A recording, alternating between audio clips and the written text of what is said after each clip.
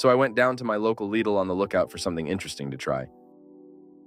And I found it. A ready-to-eat 75 seconds in the microwave chicken burger. I was especially interested in this one because how good can long-lasting microwave chicken really be? That is what we are going to find out. Let us start by opening up this bad boy and see what is in it. Oh, they even give you a ketchup to put in. That is actually pretty nice. Okay, so you have a bun, some cheap cheese, and a horrible-looking piece of chicken. Let's pop it in the microwave and see if that helps the look in any way.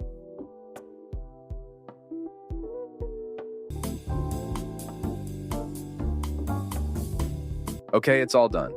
Doesn't look too bad now that the cheese has melted. Inside looks as expected, not much change. The bun is surprisingly not soggy, as I would have expected. Time for the first bite. Mother, that is hot. Time for second try.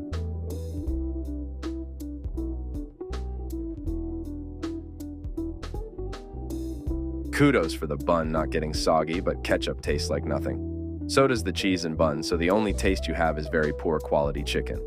I would not recommend. 2 out of 10.